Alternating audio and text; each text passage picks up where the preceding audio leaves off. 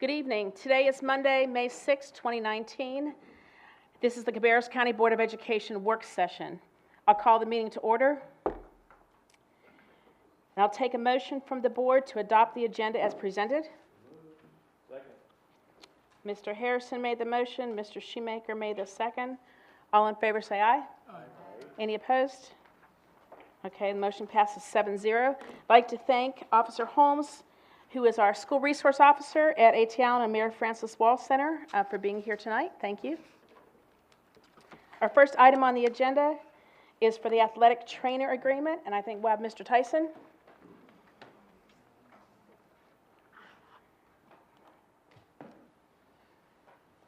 Welcome.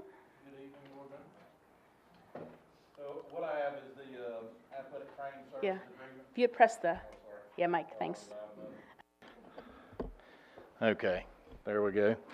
So basically I just have the athletic training services agreement. It's pretty much all the same as it was before, the price and everything. They just wanted to rewrite the agreement because now they're pretty much doing business as Atrium Health. So there were a few little logistics involved, and we had our attorney, Brandon McPherson, look over the contract to give the agreement and to give his blessing to it. And it's pretty much plain and simple there. So if anybody has any questions, I'll be glad to try to answer them for you, or Kelly can help me also. So the only changes are the name? Pretty much all the changes, only changes are the name. Now we'll be adding a new high school next in 2020, obviously with the West Cabarrus opening. Our original plan was to go ahead and include that into this agreement, and that was what I was hoping to go ahead and knock that out, but Atrium Health wanted to wait on that, and we're going to add that as a an addendum later on next year. So board members, any other questions?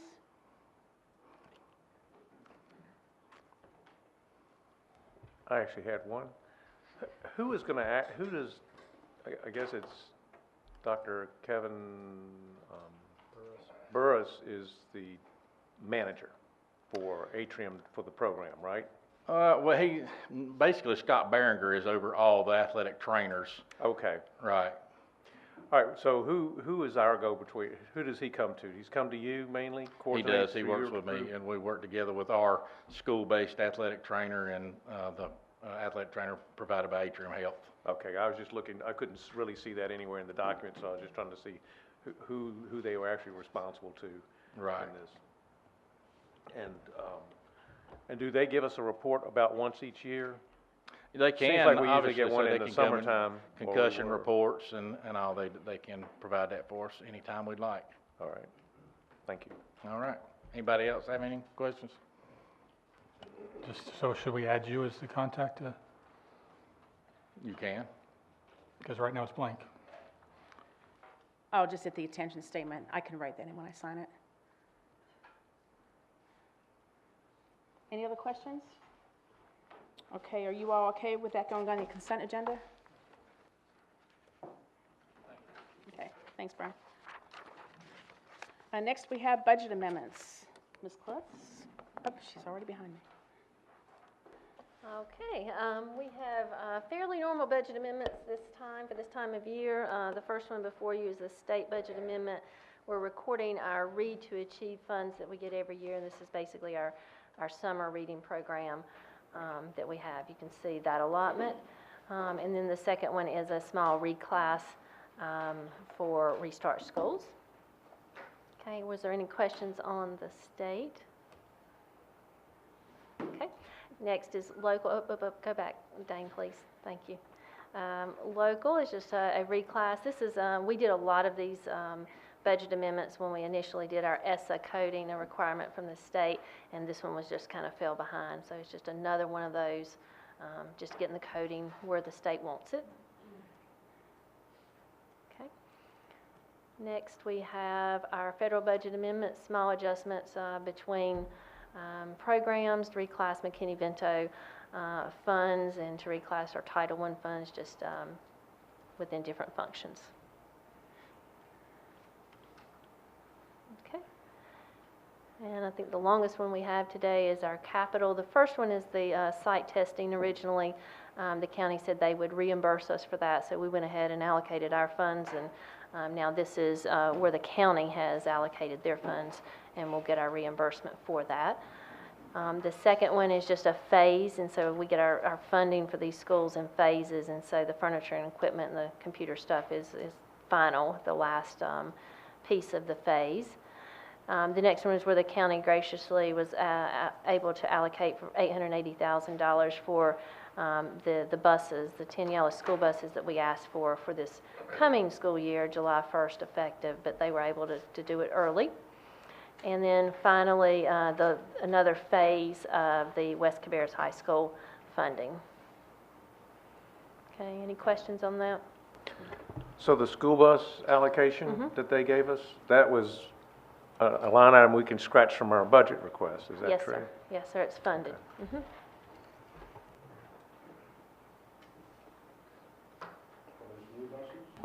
Those are new buses. Yeah. Yes. And so that allows us to get in the queue early and get ahead of all the other school districts, and so we can get ours and have them ready.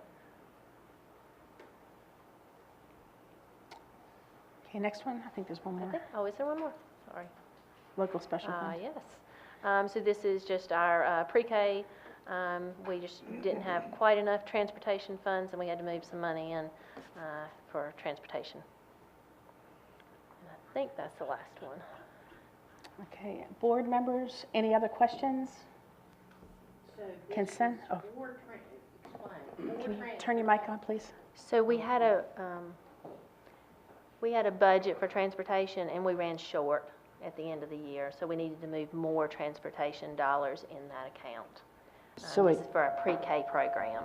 So it came out of sub accounts? Yes, so we had budgeted for subs, and then we had a budget for transportation. And our budget for subs, we had extra money in that code, and we didn't have enough money in transportation, so we moved it from subs to transportation. Okay, any other questions? Consent agenda? Consent? Thank you. Next, we'll have the policy revisions for approval on first reading, and Ms. Reimer and Ms. Burns.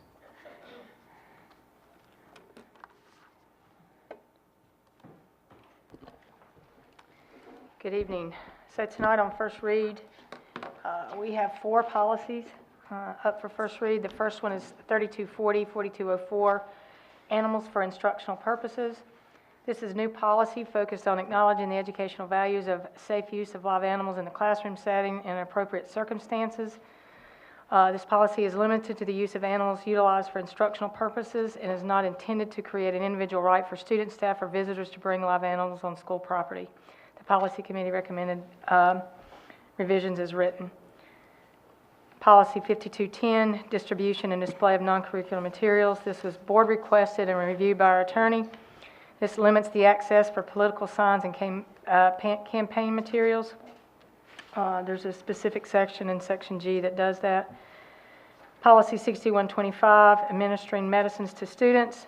This clarifies the term school personnel and health care practitioner, clarifies standards for administering medicine to reflect current practice, and clarifies the process to reflect all of our current practices. And then policy 8220, gifts and bequests, adds requirements that donations with advertising be consistent with the food and beverage marketing requirements, specifically affirms that funds raised through crowdfunding become property of the board, and includes minor editorial changes. Okay, board members, let's just go in order. The first one, 3420, the animals for instructional purposes. Are there any questions or comments? On the policy, it has a blank there. As far as opt-in or opt-out, is there a recommendation on that? Can you tell me where you're looking at, Mr. Moore? Section B, second paragraph. Are you on the policy or the guideline? This is policy. I see what you're saying. They can opt their student in or out. Yeah. So they can opt in or out. So parents How can do say, you- yes, I want my child to participate, or no, I want my child not to participate. So if they can- don't respond, it's what?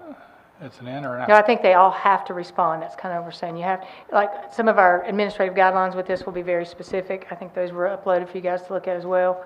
But for students to participate with any animal in this setting would have to have a parent signature and consent. So that's an in. Or There's out. no default. Okay. That's what We you're can- saying. we That's can- confusing to me, but okay. We can reword that if you like. Yes. Have that So what happens if they opt out? Then they just wouldn't participate in that. If they were reading in the library with the dogs that day, their child would stay in the classroom or be with the TA or make other arrangements. Student just Okay, wouldn't the policy participate. didn't say anything about that. They just wouldn't they just wouldn't participate. Okay, and does this affect science labs and animals and those type? Or is it just for dogs, or what is it? So I think it's for instructional purposes, and this was specific, it was brought to us based on our therapy dogs. The committee, which I think you were part of, and Mr. Shaw, discussed at length this policy actually for 2 full months. So does it, I think one of the questions was, does it, impact the turtle in the science classroom? And I think we've always had those, and those are things that are not opting in and out. And after you're going to take the turtle out and read to it, then we would probably want you to have a consent. But I think in this setting, we'll continue with what we've done in the normal setting in the classroom. But So are for- guidelines clear on that, so people don't have questions? Well, they may have questions because it is a new policy, but we'll certainly Yeah, and try to do our best to I answer them. actually looked for high school biology labs just because we brought the mouse home on holidays to our house in the aquarium. And it does generally address that type of thing is not included in here because the kids aren't taking it out, it's not running around the room. They might be feeding it and observing it, but it's a little different setting. So. Oh, you got the snake?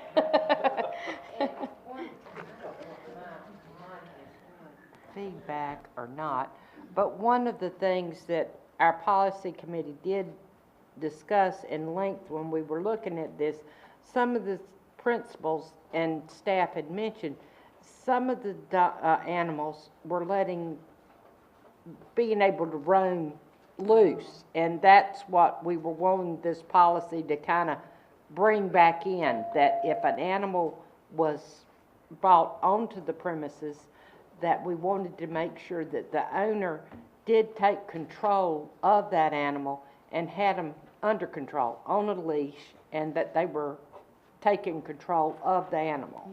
And I did notice that was in and we wanted some to pretty make, solid detail in there. that we wanted to make sure that was taken care Yeah. of. And so this policy did take care of that. And also that we did allow, that we do have, where if it has been proven that some instances where the child will read with an animal, and it is beneficial to some children. So that we do allow something like that. So that this policy kind of handles that. Good. But the policy also essentially eliminates teachers from bringing their own animals to the school, which I guess is happening at some schools now. Dr. Romer, do you have kind of a real-world example or scenario of a service dog brought in for instructional purposes? Can you give us kind of a very likely scenario of Sure. that So, this policy would apply to? so we do have 2 separate policies. One is on service animals, service dogs, and that's not what this is. So service animal is very different than this policy. A therapy dog, for example, is what we're talking about. You may have a class that would go to the media center and read books, and so students may be sitting with an adult, with a TA, and in some instances, they sit and read to therapy animals, to dogs. And so some kids may not read to an adult, but they would certainly sit down with a therapy dog and read to them. So, and that's happened in many of our schools. And as Ms. Carpenter said, the reason why we just didn't have a policy in place at all, and we did have some situations where, there were dogs that were free through the building and stuff like that, which we absolutely can support. So feel good about where we are with this one at this point.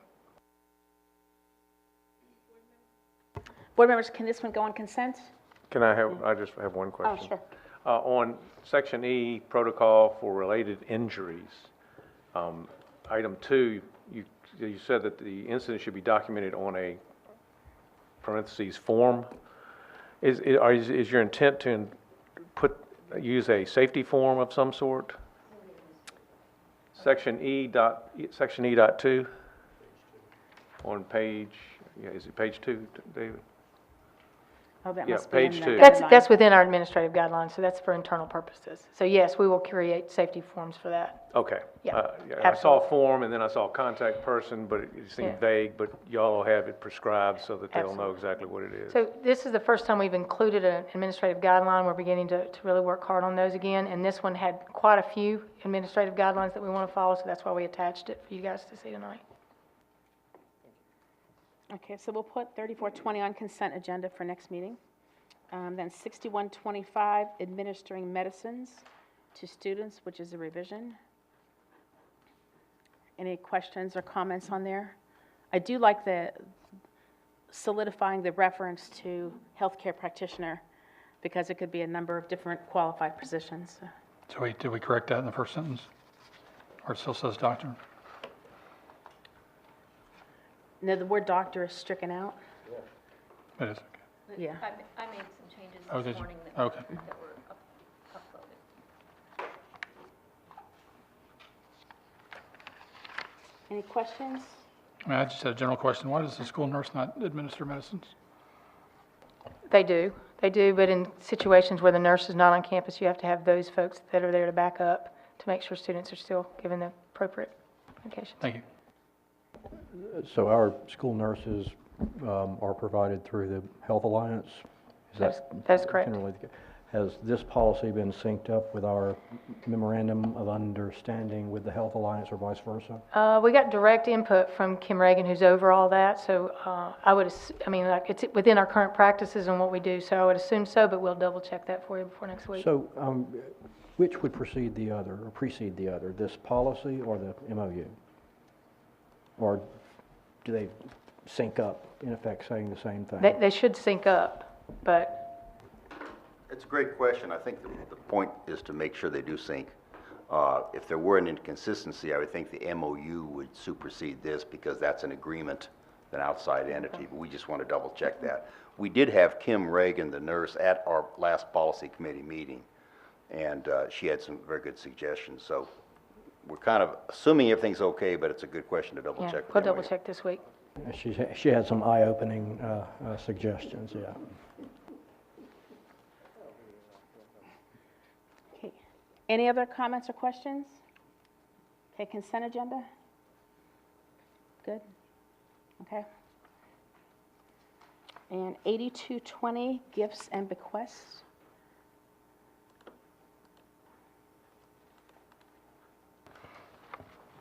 So are PTOs, booster clubs, are they considered donors? I don't think so, no, and I'll ask Kelly to speak to it, but I don't see where they're donors. They help raise money, but they don't donate.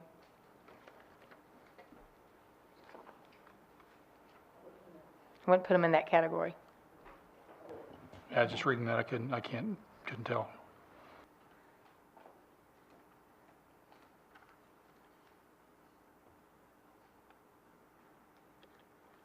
Any questions? Consent agenda? Okay. And the last one on first reading, 5210.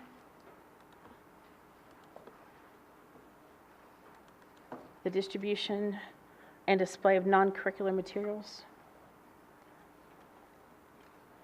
So it looks like this policy was like kind of transferred to an overall, not just the student materials, as student was taken out. No, so the original 7710, one of the ones the board asked us to look at was actually for employee distribution of materials. And so we looked at that one, and the policy committee decided that that wasn't really where the political campaign information and distribution should go. So then we switched to 5210 to address that. I guess what she says is on the board docs, it says to students, and on the document here, it doesn't have that. On the title. I think she uploaded something with that too. That was just it's in the properties section of the PDF, so. That was taken off, I think, the last time we updated it, and it just wasn't corrected in the PDF titles off.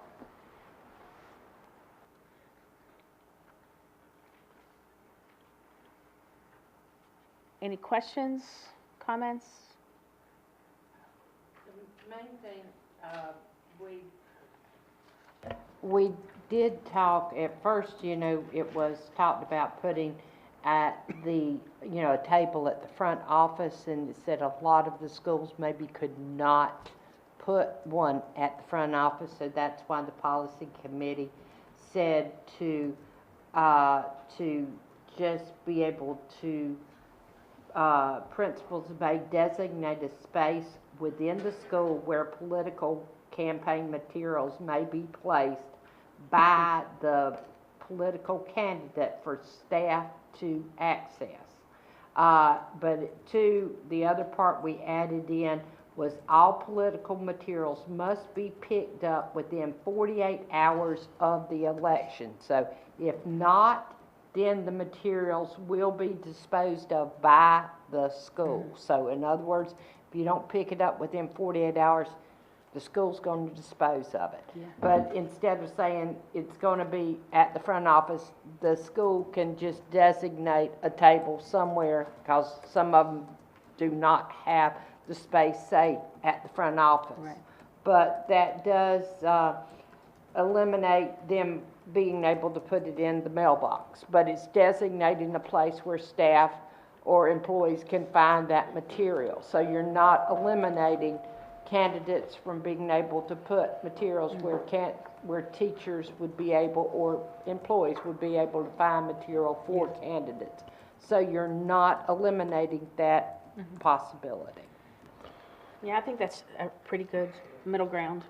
One question for our attorney, and maybe I'm just not understanding it, but it says in section G, however, the political campaign materials shall not be distributed to students or employees, including through employee mailboxes and district email. Isn't the district email addresses public, and how would you prevent that?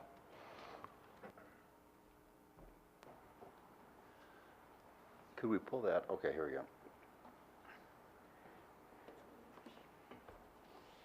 You can I think filter it. what for we're one trying thing. to do is just specify one way to contact the staff, not have a multiplicity of distribution of materials. If email addresses are public record, why couldn't somebody send it to a public email address? Well, Brian, tell me if I'm wrong, I know we've gotten to this before, that technically they're not public record.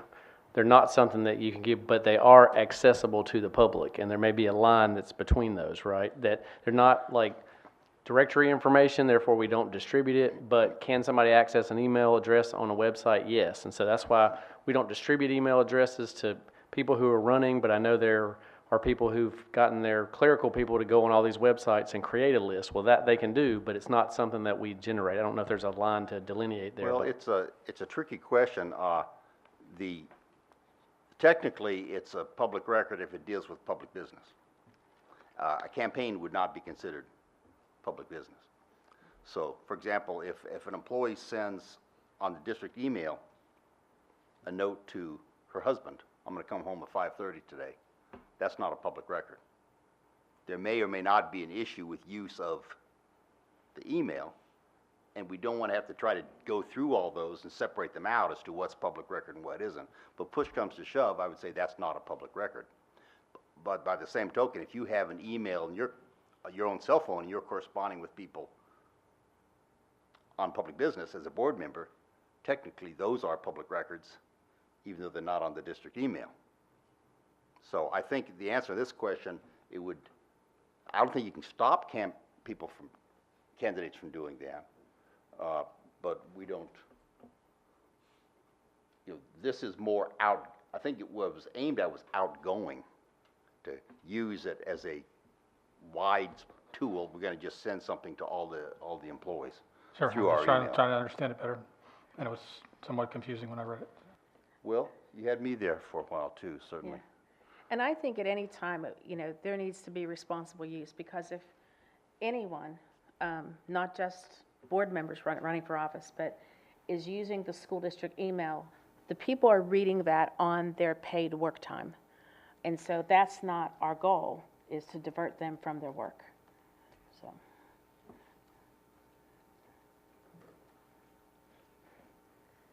So any other comments, questions on this consent? Okay, so Mindy, all of the first readings will go to consent for next meeting. And next we have the policy revisions on second reading. These were all consent from last month. We've had no inquiries concerning these policies, and they're all dealing with just changing the title and informing about the safety tip line that's now required by the state. Okay, so I think we can just treat these as a group since we had no comments. Al, can we talk a little bit more about this anonymous tip line? Is that already in effect, or go over that one more time? Because Sure. So we will be implementing this at the beginning of the school year next year with a big safety push-out, both with our communications department as well as Dr. Louder. So this new safety tip line will begin in the fall of next year.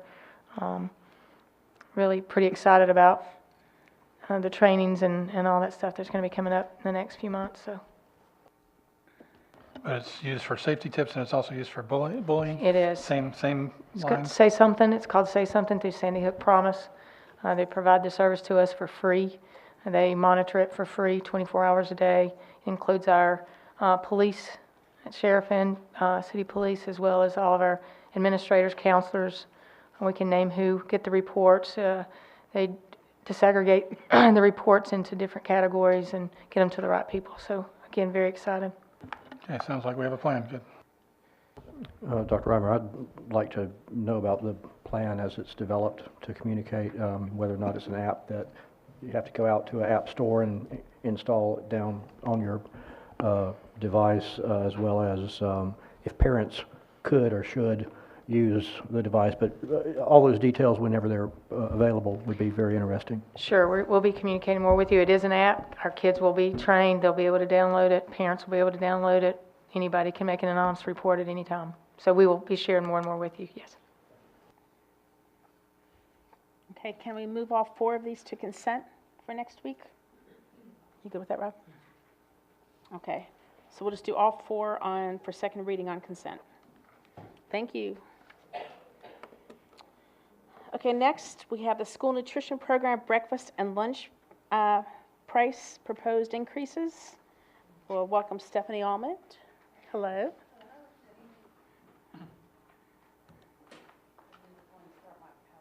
Me? Dana's going to start my PowerPoint for me. Thank you. So just a quick refresher on school nutrition, which, as you know, if you will go to the next slide, please. Thank you. As you know, school nutrition is an enterprise fund. We have two main sources of funding. Those are federal and state reimbursements plus cash sales for anyone who comes in to purchase a meal or a la carte item. Reimbursement rate is based on a student's eligibility status. So whether it's free, reduced price, or full paid. The paid lunch equity provision under the Healthy Hunger-Free Kids Act of 2010 required districts to provide the same level of financial support for lunches served to students in a paid status as for lunches served to students eligible for free lunches. This provision helps to ensure that districts are not charging less for school meals than it costs to produce a meal, that federal funds intended for free and reduced lunches are not subsidizing paid student meals, and that there is enough funding available to support serving nutritious meals to all students. Next slide, please. By the way, this picture is from one of our schools. I think it's C.C. Griffin. Since PLE, Paid Lunch Equity, has come into play, this is a short history of reimbursement rates since 2012-13. So federal reimbursement has increased by 3 cents for paid meals for breakfast. Lunch has increased by 3 cents. And there's been no change to state because, in fact, North Carolina does not provide any reimbursements for lunches. You'll see I have a little bit of a typo where it says North Carolina provides only 30 cents for reduced price lunches. That's actually breakfasts. That reimbursement rate also includes 6 cents designed to cover the higher cost of food and supplies under those new meal patterns in that same act. USDA promised an annual adjustment, but that has not happened. Next slide, please. So Cabarrus County's paid meal prices since 12/13. Breakfast has increased by 10 cents and lunch has increased by 35 cents overall. This is also a photo from one of our schools. I believe it's at Boger. Next slide, please. Now, other factors to consider is that both labor and other expenses, the costs for those do rise annually. Everything that falls under labor and associated costs, and then costs for other expenses. Certainly, there are some costs that do stay the same from year to year, but in general, costs are just rarely static in today's economy. They pretty much rise annually with very few exceptions.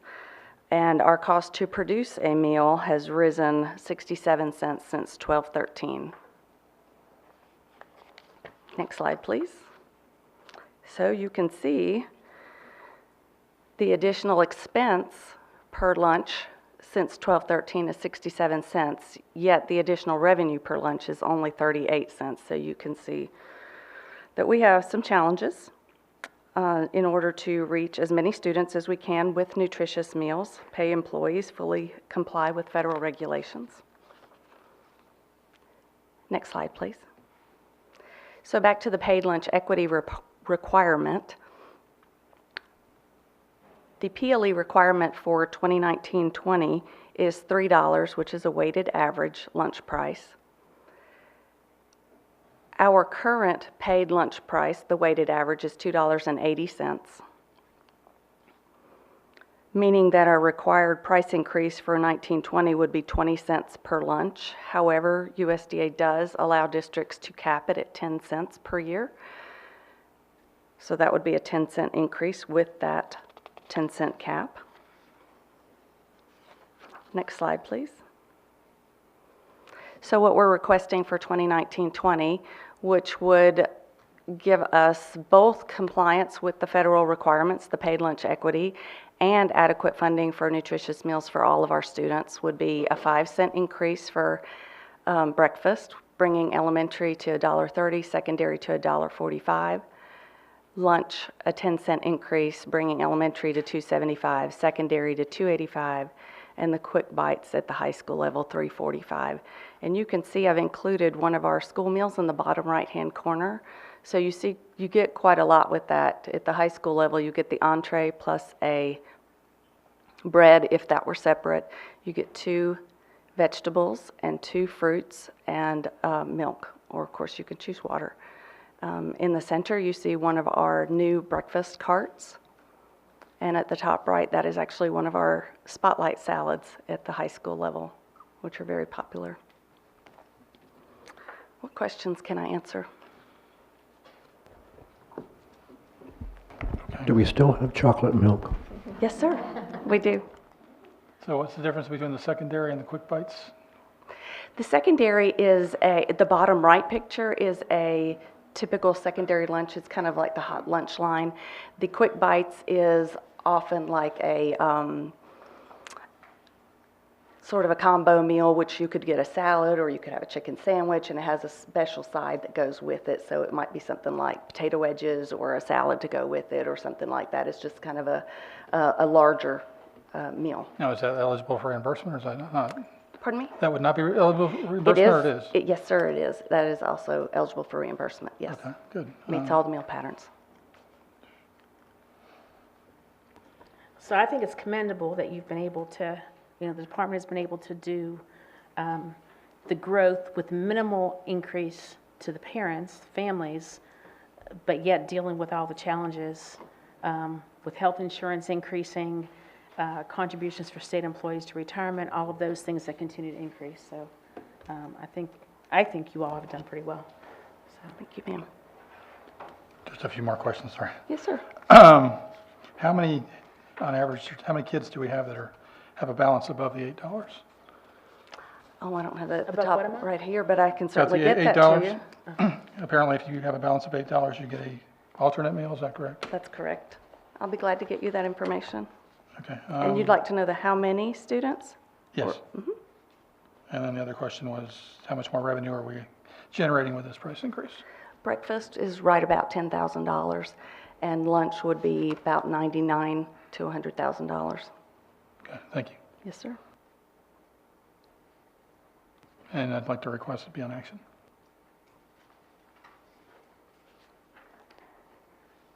Okay, you said lunch was around 90 to 100,000? Yes, ma'am, about $99,000, assuming no changes. Okay. Okay, so Mr. Walter has asked for it to be on action agenda.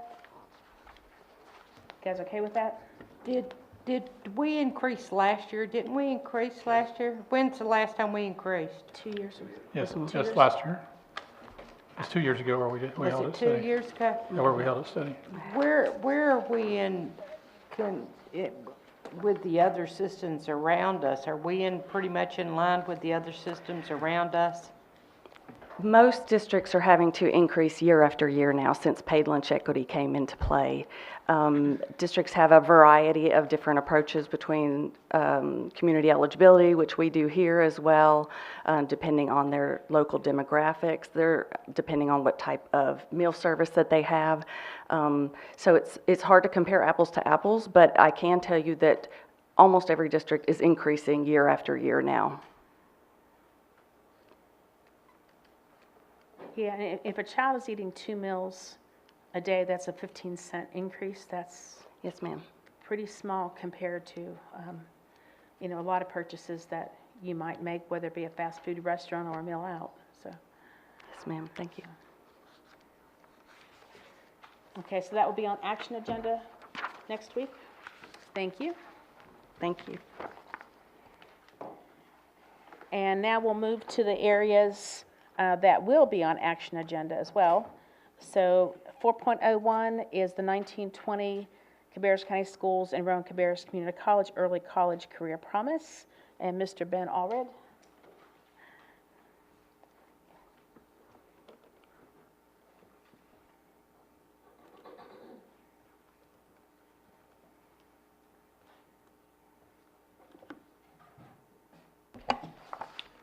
Good evening. Hello.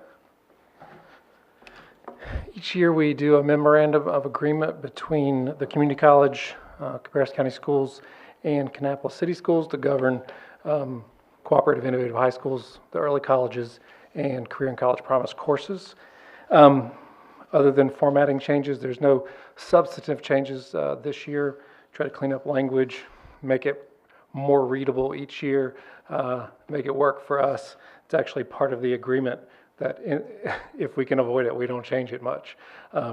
So at this time, I'll take any questions you may have.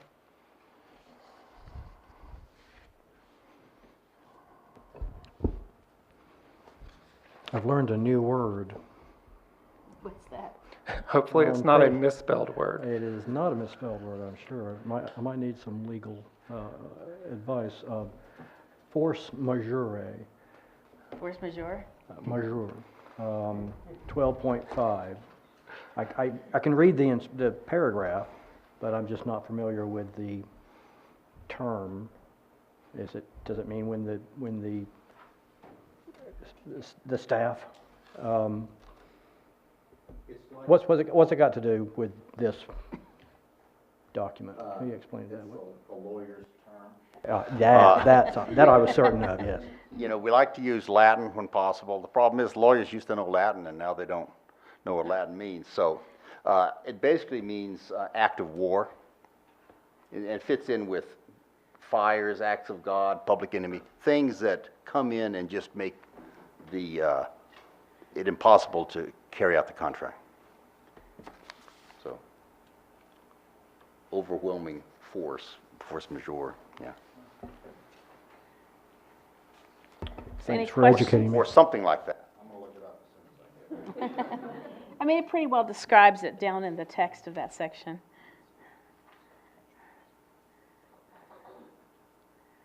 Any questions, board members? This is really a continuation, like you said, with some refinements of language. Yes. Yeah. And it doesn't address a calendar or anything like that. Does it address the calendar, academic calendar? The calendar is addressed in here. I can't remember which number, but it's, we have to get a waiver to begin our school calendar differently for the early colleges to align, and that's addressed that it's the responsibility of Cabarrus County Schools to apply for any waivers relevant to that. So far, so I say, go for it. Okay, so this will be on an action agenda next week. Thank you, sir. And our next topic is the academic fees list. So each year, we bring to you the academic fees. What you will find is you've got a crosswalk dating back 5 years, and then the current one. And then I highlight changes that have been made for your reference. This year, we had one decrease and one increase. We had a decrease in the technology device fee, Central Cabarrus and Northwest Cabarrus High School. Each year, we try best we can to minimize student fees as outlined by board policy. After looking at the fees at those schools, devices change, needs change, we were able to reduce that fee by $25 a student, which brings it in line with the fees at the other schools for students as well. So you'll see the fee at the early colleges and STEM for middle schools is $25, so that reduces that. Manage Back is a system that is used for submitting and tracking IB materials through the diploma program, and that fee went up, I think, from $12 to $18 on there. And then one other thing I just wanted to call out is if you'll see the AP exam, it's been listed as $0 for 5 years. I leave that on there because that fee is only covered because of a state grant, and in the event that that grant goes away, the students would be charged that $85, maybe larger fee now. So it just allows us to kind of keep track of the state covering that fee for students that would not normally be covered by this board or Cabarrus County Schools. Yeah. Just a suggestion, you may want to footnote that with a different character, just to say it's covered through a state grant or whatever the right terminology is, because that would be a good reminder. Sure. Because at some point it probably will change. Yeah, I agree. That's why I leave it on there. One thing I noticed, hopefully y'all can hear me. I noticed that before there was not, for K-5, there had not been a yearbook fee, but it showed 18, 19, $25, then 19, 20, $25. So I took off the footnote because this is our third year, I guess our second year. Pretty much my footnote used to say, and I can leave it in there, that don't construe that we didn't have a yearbook prior to that. It was in addition because the board requested that we report yearbook fees because we were for high school and middle school to report it for elementary school as well. So that's not new. Yearbooks have been around for a long time. It's only in here because you all request it. It's not a fee per se that's charged to every student. It's an option. Kids don't need it. But I think you all wanted to have an understanding of all fees that students may be charged. They do get a $25 yearbook? Are you partly saying that the report would be zero? That the fee might be $25, but there are no... The fee may be $0. What I put on here is that the price for yearbooks ranges from a low of $15 at some schools to a high of $25, excluding late fees. So if a student chooses to buy a yearbook, then they'd be charged $25. If they don't, they wouldn't be charged $25. But unlike the other fees on this list, it is not a required fee for participation in. If you take AP Calculus, you're going to pay an $18 fee in that class. But just because you go to Weddington Hills Elementary School doesn't mean that you're going to pay for a $25 yearbook if you don't choose to buy one. So can we get a list of the other fees as well at some point? Extracurricular fees, whatever other fees that are charged voluntarily. This particular list is for academic fees. I know that as a board you all have talked about that before, but I think you would have to come to agreement on what we'd need to bring. Or whatever we're potentially charging students and families. Yeah, I remember we had this discussion last year, and it becomes unwieldy. What do you charge? It's different clubs. The chess club may have a fee for a T-shirt, and if there's 40, 50 clubs at each school, you're dealing with all those different, and we would not be approving them anyways. It's our job to make sure they're equitable. But all of those are optional activities. just like I'm we just wouldn't. saying, would it be fair to pay $600 for band at one school and $500 or $400 at another school? Wouldn't think that would be fair. I think for bands in particular, there's already a, Bands, athletics, whatever. yeah. I think that, yeah, go ahead. I think that gets into it. I would agree that, with Mr. Allred, that we would have to have some direction, because we could get into possibly hundreds and hundreds of fees. Everything from sports to drama to, it's just, especially when it's an extracurricular.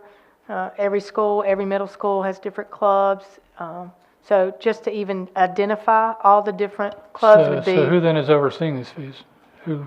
So it'll be within the principal's jurisdiction to make sure that kids are, and then any of our groups that, for example, band is consistent across the district, that's, and we work with them. I think finance is sometimes involved in some of those situations, so the principal, as a principal, I was very well aware of what we were charging our kids, and a couple of times had to step in and say, that's not appropriate, we're not doing that. But certainly if I'm going to approve a club, my first question is there a fee? What's the fee for? All that kind of stuff, and that goes through the principal. So which fees are waivable for a student that couldn't afford it? So in every school, you have a obligation when students truly can't afford stuff to figure out ways to, whether it's field trips or baseball or So drama. those fees can be waived as well, or is it just the fees that we're getting provided here? I would say as a principal, I would be able to figure out a way to waive any fee for any kid that couldn't get what they needed, or to be able to participate in whatever the event or whatever they wanted to. We would make sure that happened. And I think that some of the PTOs, if not all maybe, help out with the special needs funds. So. Okay, any other questions on the fees presented? Okay, we'll have that on action agenda next week. And now we'll move down to 4.03 and the academically and intellectually gifted plan. Ms. Nicole Sandor, welcome. And Dr. Hill.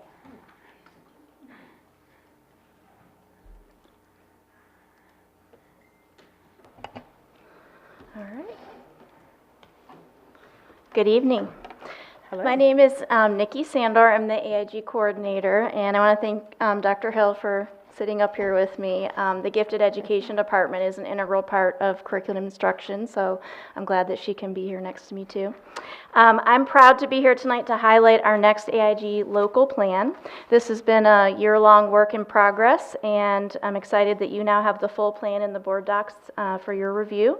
And as I go through the highlights tonight, please feel free to stop me and ask questions as we go. And I'm in charge of this. There we go. So we're going to begin with a little background history on the local plans. Each AIG local plan needs to be reviewed every 3 years and approved by the local Board of Education. The plans are based off of the state AIG program standards, and those standards help guide our LEA in developing and coordinating and implementing a comprehensive AIG program for our district. Helps us better meet the academic, intellectual, social, and emotional needs of gifted learners, and optimally develop AIG student potential. And just kind of a fun note, we are actually celebrating the 10-year anniversary of the state gifted standards, which is very exciting. It really puts North Carolina as a state in its own category for recognizing the needs of gifted learners. So it was a very big year for gifted education. The 6 program standards that are featured throughout the plan are listed up here. I'm going to highlight 4 of them for you tonight. The ones in gray that are the ones I'll take a look at closely tonight. Student identification, comprehensive programming within a total school community, differentiated curriculum and instruction, and personnel and professional development. The plan also features partnerships and program accountability as the final 2 standards. So those are our guiding standards that, that you'll see throughout the plan. Before we begin on the standards, I just kind of want to give you a little background information on the gifted kids that we do serve in Cabarrus County schools. North Carolina funds AIG at 4% of the district's total ADM. And it's always interesting to me when I talk with people in the Southwest region and from across the state. We do have such a gifted community here in Cabarrus County. We are serving district-wide 18% of our children as identified gifted students. Now, 3 years ago, that was 14.4%. In the last plan? Uh-huh. I'd have to look. I thought we were kind of we've been holding at 18% for quite a few years now, but it is possible that we have increased. I'm assuming that would probably be because of student population increase. Yeah. But it is typically right around the 18% mark at elementary, middle, and high. Any other questions on that? Wasn't there a new identification that y'all instituted about 3 years ago that y'all were really excited about? Because you discovered that through that testing, or I'm not sure what the right words are, but the testing process, you were able to actually uncover students that normally you wouldn't have been able to uncover. Yeah, Can you tell us a little bit about that? I actually have a slide that will spotlight that. Well, so is that okay? I'm sorry. Okay. All right, we're going to begin with the first standard, which is multidimensional screening and identification. So we will address that in this standard. So we're going to begin by taking a look at our LIFT program, which is our Learning Interventions for Talented. This is probably one of the most impactful programs we have for our little ones. Our AIG specialists go into the classroom and do whole class enrichment lessons for all students in grades 1 and 2. And through the teacher observations, both the AIG specialist and the classroom teacher, they're able to really develop a nice AIG nomination portfolio from watching the kids engage in these different kinds of thinking skills. That's a picture of one of our LIFT classes doing some of their thinking. They have their thinking bifocals on, so they're doing some of their creative thinking there. And this is what you were talking about, that we were so excited about the last plan. We did implement the NNAT, which is the Naglieri Nonverbal Aptitude Test. We implemented this as a district-wide second grade screener of aptitude, and we're actually in year 5 of that. We just wrapped up our testing about a week ago. So all of our second graders take this. It is a completely nonverbal test. There's no words, it's all pictures. And because of that, it's able to help identify the potential and hidden talent among all students, but very targeted populations of students, which includes our English language learners, students with special needs, and students who may not be achieving on other traditional academic measures. So we've had great success with that, and with district support, we hope to continue that screener in Cabarrus County. Do you think that this could have contributed to the increase that Dr. Walters, you have just been elevated. Dr. Walter, Mr. Walter was talking about where we had 14%, but because you were uncovering other students, this may have helped out. I think a nice combination of that LIFT nurturing model and the implementation of this new way of looking at kids definitely would have played a factor in some of that growth. I think one of the complaints we had heard before was there wasn't enough funding to test certain students. For the screener? Yes. And thanks to the district actually helps supplement our AIG budget to allow us to do this screener every year. So we're very fortunate for that. And those results are shared with parents? They do. They go home. They're going home soon. The midterm progress report. The family reports go home. Okay, and then continuing into our 3 through 8th grade pathways for identification. These really haven't changed a lot. We tweaked them quite a bit during our last plan implementation, and we've been monitoring how it's been going over the past 3 years. We're really pretty happy with our pathways, where they stand. Pathway 1 is the state-mandated IG identification, intellectually gifted. They mandated that we do identify students who are what we consider highly gifted, so 98 percentile or above on an aptitude or an IQ test. So we have that in there as our required first pathway. And pathway 2 and 3 are our aptitude pathway and our achievement pathway.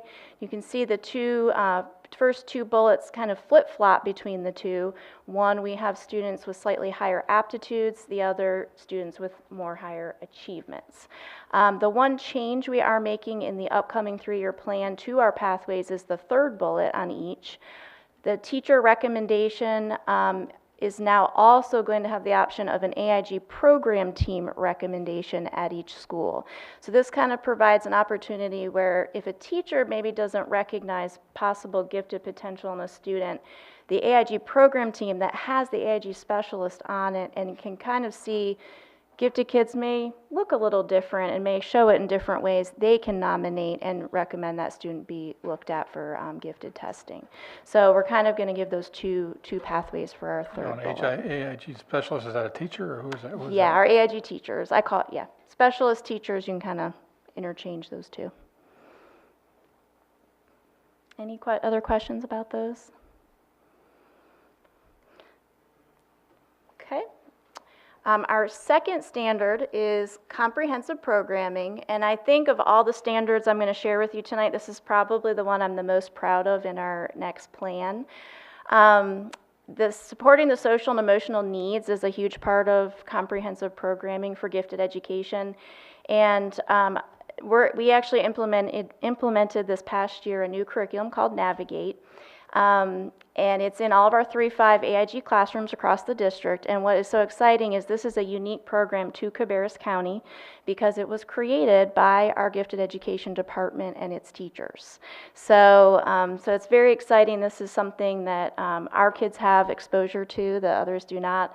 And we felt it was really important with social and emotional needs that we take any chance we can to directly address the different issues and challenges that gifted kids face when it comes to social and emotional needs, and really allow the AIG specialists, when they have these students, to walk these kids through these different things that they struggle with or might have questions about. So the topics that the teachers work on during these units is the common characteristics of gifted learners, growth mindset, learning characteristics of gifted and the self-awareness about being gifted, and then the methods of self-advocacy for their learning. So that's kind of just a real quick overview of our Navigate curriculum. We wanted to share with you, we did survey our students as we implemented this new programming just to see where we might need to make changes or to see what's going well. So we put out student surveys for 3rd, 4th, and 5th graders. Some of the things students indicated in some of the responses was that they did have a stronger understanding of what it means to be a gifted person. And then they also had a stronger awareness of the important role of goal setting in their self-development at all ages. And then we had a lot of open-ended responses, and they challenged me to go through and find some good ones to share with you. It was hard because there were so many good ones. I didn't know which ones to pick. So you can see the 5th grade student that said the importance of failures and setbacks is when, I'm sorry, am I reading that right? The importance of failures and setbacks is when you do have failure, it's not really failure because you get to learn from your mistakes. So that's that concept of perseverance that we're trying to get them to understand. And then our 4th grader who, I love that word carve, I can carve paths to do new things in my brain, and my brain can always learn new things. And that's when we discuss neuroplasticity with our 4th graders and try to hit that science aspect of how you can always continue to grow and learn. Any questions about Navigate? Now to say those are both very profound quotes for youngsters. You can see why it was hard for me to pick. Yeah. There were just so many good ones. So our 3rd standard is differentiated curriculum and instruction, and we do so many wonderful things in K-12 across the district for our gifted and advanced learners. So really it's hard to even narrow down to know what to share with you. So what I've done is I've spotlighted some middle school programming changes in the next 3-year plan. Our first focus is on our AMPS, Advanced Math Placement courses, which is our accelerated middle school math curriculum. And it allows students to take Math 1 for high school credit in grade 8. Coming up in the next plan during those years, we're going to be working on developing and increasing access to enrichment materials for the AMPS teachers so that we have a consistent bank for the teachers across the district that teach AMPS. And then the partner class, our Advanced Language Arts program, ALPS, we had an exciting change implemented this past year that will continue on into the next 3-year plan. The ELA lessons for gifted and advanced learners from Vanderbilt University's program for talented youth was adopted by all of our ALPS classrooms across the district. We actually were able, in partnership with the middle school department, to bring in Dr. Tamara Stambaugh from Vanderbilt to actually train our ALPS teachers last summer. So they really got a clear understanding of what this would look like in implementation, and we're going to continue to monitor that. Since it was just put in place this year, we're going to continue to monitor that for how the students are responding to it, how the teachers feel about integrating it into their curriculum. So that was an exciting change for us in those ALPS programs. Any questions on those? Okay, and our final category tonight, our personnel and professional development. This is probably one of the most exciting things that we have going on in Cabarrus County right now, our GLEE course, our Gifted Local Endorsement course for educators. We've had this for a few years now, and it just feels like it just keeps getting bigger and bigger. We are I call them graduating. We are graduating more and more cohorts of GLEE certified teachers every year. We just had our graduations last Thursday for our next round of teachers.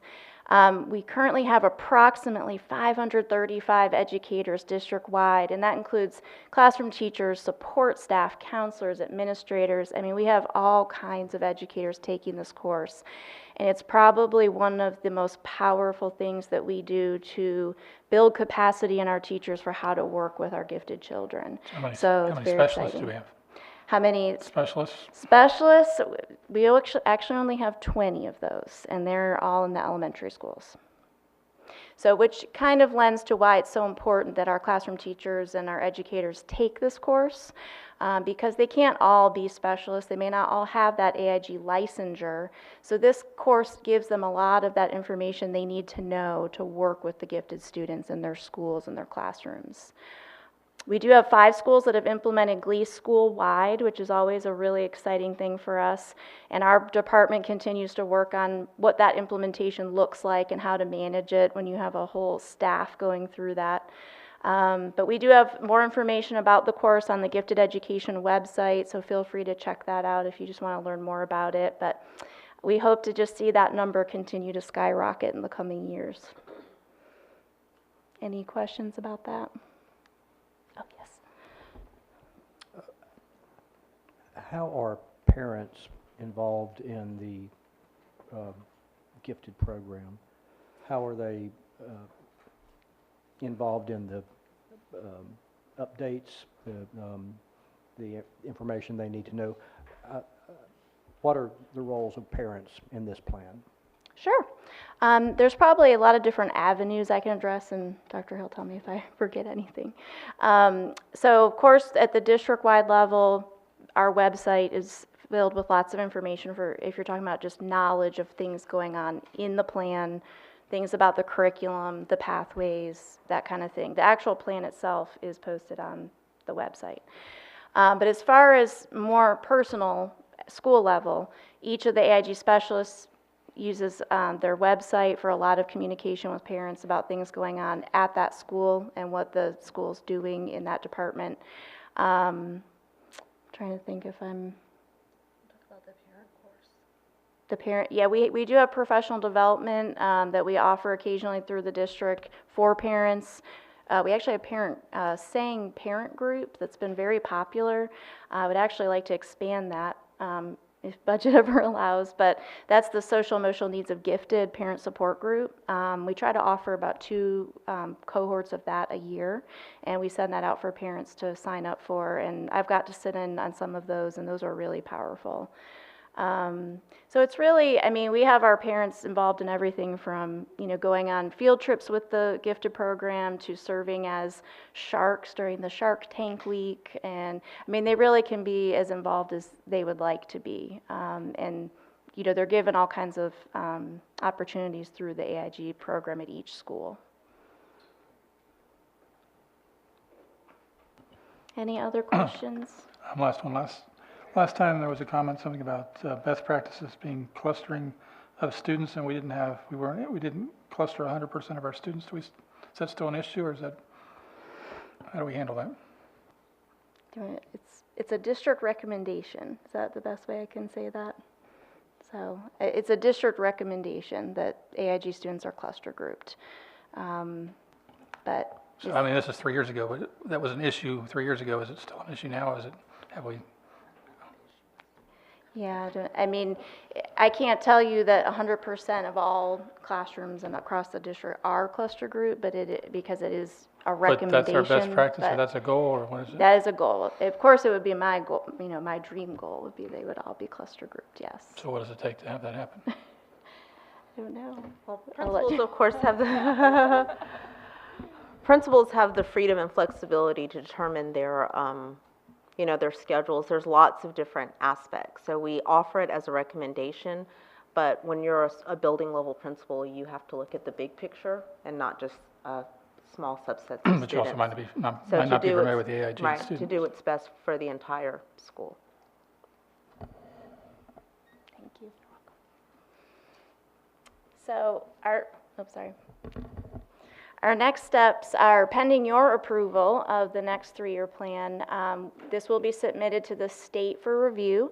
In the meantime, I will post the plan to the website this summer once I have your approval. And then around December, I will get feedback from the state and make any needed modifications and change the plan on the website accordingly. So I thank you for your consideration tonight of the gifted plan and for continuing to support gifted learners in Cabarrus County. Thank you. Any questions, board members, that weren't already asked? Okay, thanks. And next we'll have the Title I. So, Ms. Sandra, you're off the hook now. And welcome Ms. Amy Slagle. Hey. And Dr. Hill will stay.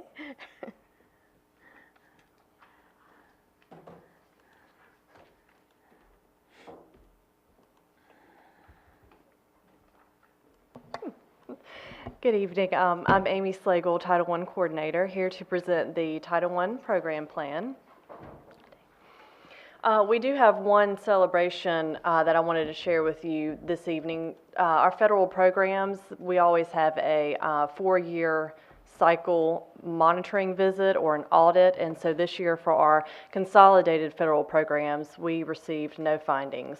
So yes, 100% on our audit for this year, so we're very excited about that. Congratulations. Oh, thank you.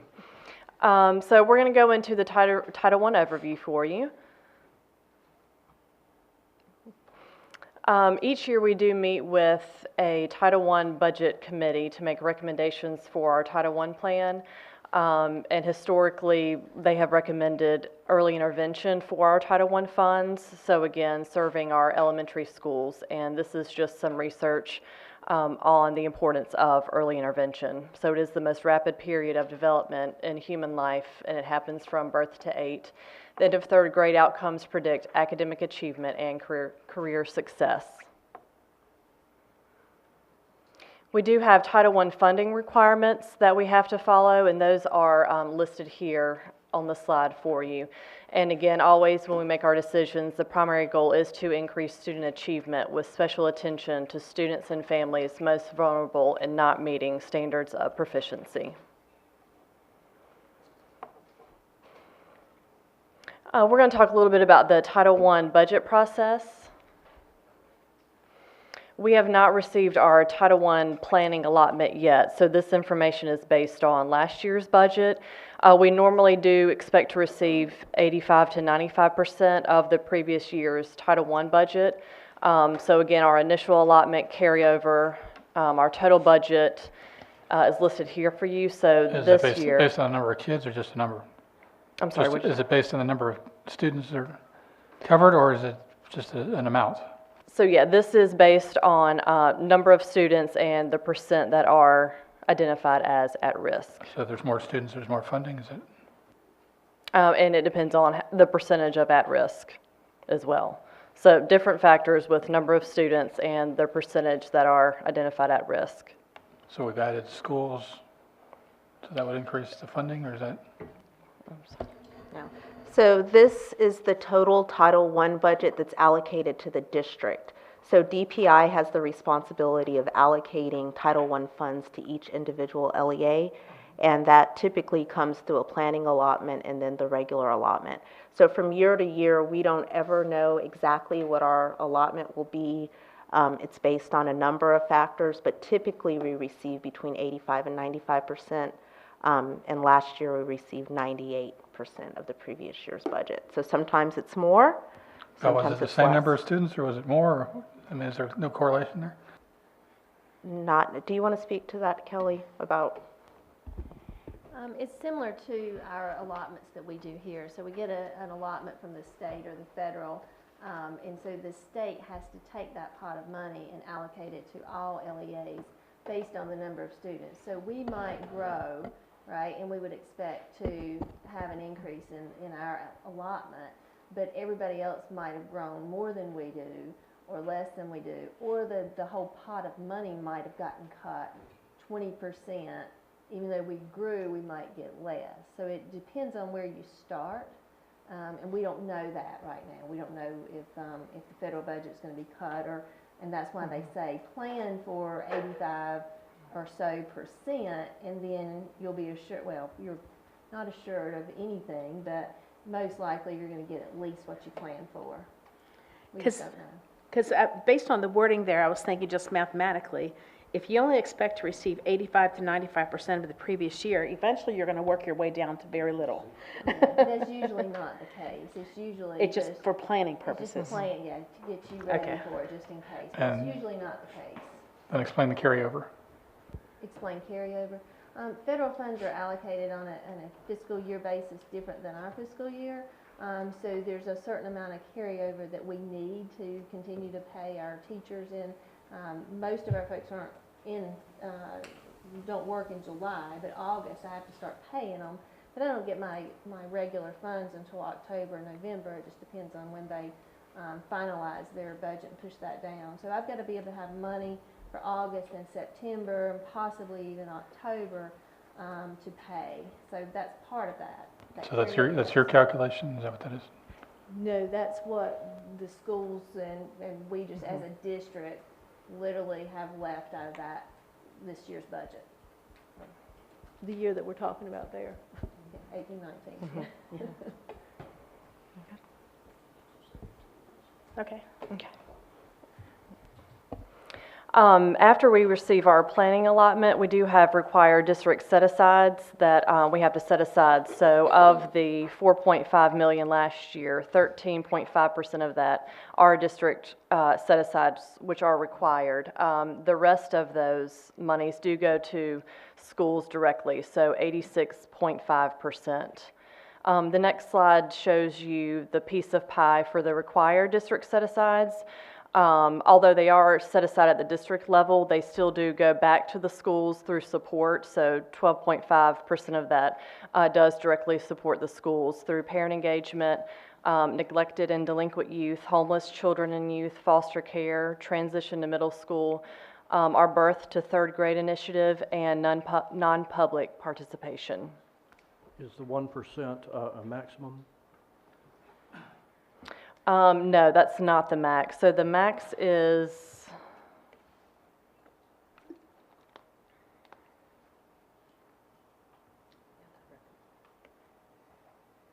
what did you say? I'm sorry, I was looking at my spreadsheet. I believe it's up to 12%, but I may have to get back with you on that one. The administrative cost is, to help run the Title I program, and that is a little bit of printing and materials and supplies, which is very, very minimal amount that we set aside for that. Do we have any non-public participation? No, they've opted out this year again.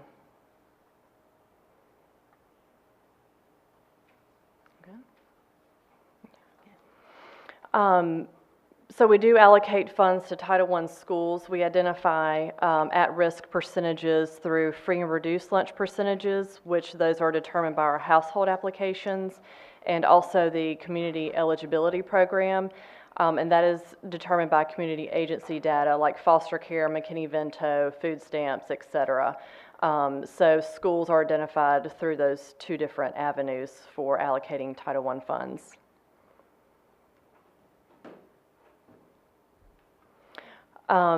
This is a list of our Title I schools that are either free and reduced or community eligible Title I schools. Our program budget committee recommended that we serve schools at 45%, at or above 45% free and reduced percentage.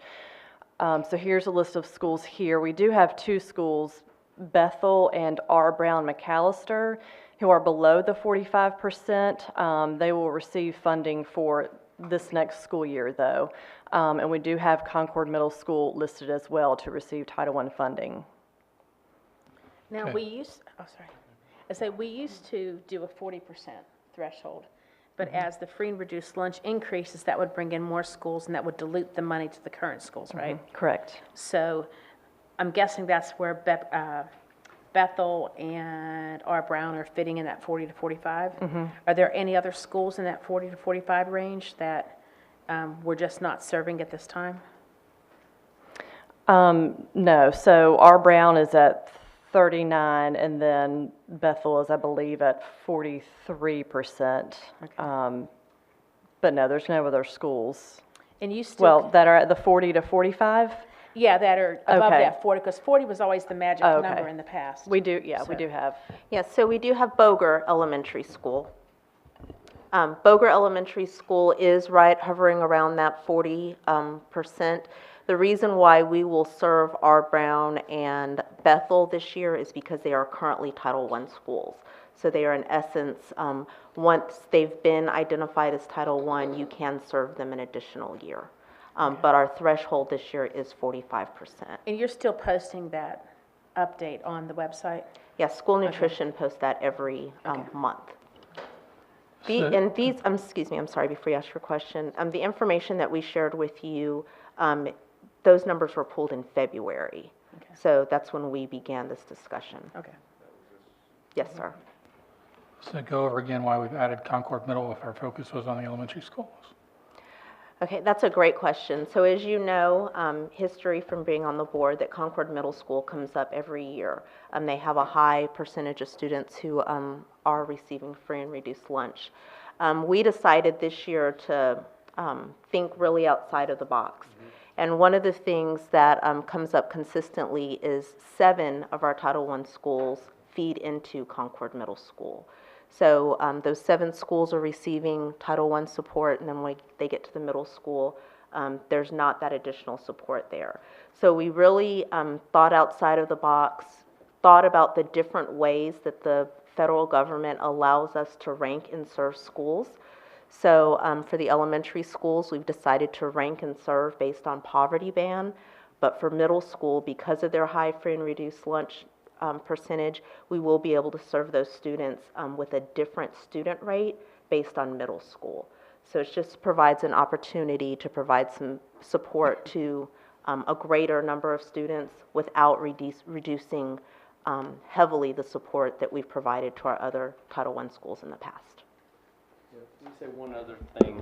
First of all, just to compliment Ms. Slagle and Dr. Hill on working with this, because it's not easy, as we've said before, and Ms. Oliphant, who worked on it to make sure that it was a smooth transition. But the other thing that comes into play for this that you may not think about up front is magnets, right? So R. Brown McAllister 4 or 5 years ago was significantly higher, but as you bring magnet students in, the poverty balances, and so their poverty rate has dropped because as they get 100 more students, let's say, and none of them may be on free and reduced lunch, then their percent of free and reduced lunch drops. The same thing happened with C.C. Griffin, for example. When we made that decision to make that a home STEM, then people quit leaving there for J.M. Freeze, for example. So one of the discussions always was, well, if we give it to Concord Middle as the only middle school at 74% free and reduced lunch, and C.C. Griffin is at 68%, then what's the threshold for that? C.C. Griffin now, because of that decision is also significantly lower. So it was in the 60s, it's now right around 50 or so. So now there's a major gap between every other middle school and Concord Middle. And so looking at that every year and having significant discussions about it, what these ladies have done a great job with, is to say, at what point is that something that we need to act on? And I think they've done that and made a really good decision now to be able to say, we've got to figure out a way to supplement. Again, back to that point too of 7 of the schools feed into Concord Middle. So this is a pattern that needs support, and they've done a great job to figure out how to make that work. I'm sure you'll go into telling us what exactly we're going to be doing with that money. The schools will be responsible for developing their plan. So I have spoken preliminarily with Dr. Snyder about some ideas, but her plan will have to be developed. They have to go through a process of involving their school improvement team, parents. They have to do a comprehensive needs assessment to determine what their plan will be. How long do they have to do all that? Well, they submit their plans typically by July. Is that correct? So 2 months. They can't develop their plan until you all approve this. So we were told in previous, one of the reasons we were reluctant to put Concord Middle on there is because the overhead and responsibility for putting a middle school into a Title I status is very time-consuming and much more difficult, a very difficult hurdle. Is that true, or is that something that she has a big challenge in front of her? She does. Dr. Snyder has served as a Title I principal, so she is very aware of Title I federal governments in terms of record keeping. The other thing is when the board made the decision to move Royal Oaks to Boger, and we had to serve Royal Oaks Elementary School as a targeted assistance school, we developed a lot of capacity in our department in terms of how to identify students specifically to target them to receive those services. There's a lot of accounting for individual students, how we're going to serve those students, certification, things like that to keep up with, but we feel confident that we'll be able to support Concord Middle in that effort. So the Royal Boger experiment really kind of helped us to get launched into this. It did. That's really a good. And again, back to our first slide, no findings. So we have a great system to make sure that that's all accounted for.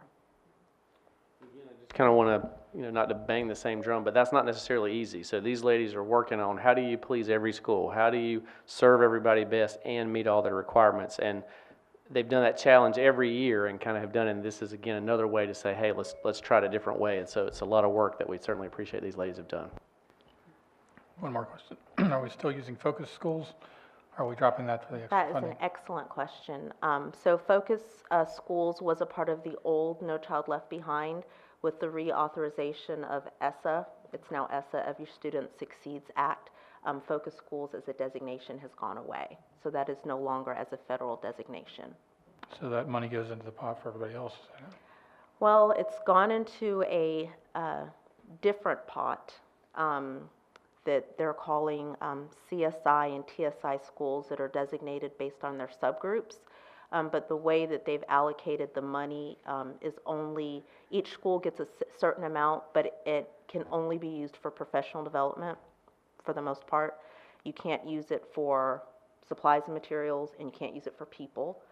So it's targeted professional development in order to improve student achievement for the subgroups for each school. So as a district, our focus is providing professional development for to meet the needs for exceptional children. So the district can use that funds and not the individual school? Yeah, it can be allocated to individual schools, but it's such a small pot of money that we as district curriculum leaders have decided that it's best to come up with a district plan, especially in our case when the majority of our schools, the subgroup that we need to work on is our exceptional children's.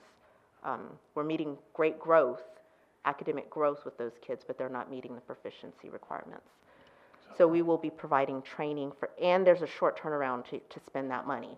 It was just allocated 3 weeks ago, and we have to spend it by August 15th. Or any of the schools using that money for additional staff? Or is You it, cannot use it for additional couldn't- staffing. As You as a cannot, focus school, you couldn't use it for staff? focus schools, you can. That's what I want. The new That's the question. focus schools have gone away. Did they lose that person, or how's that person funded if they funded it with it? I see what Was you're it 50, saying. what was it, 55,000 per school?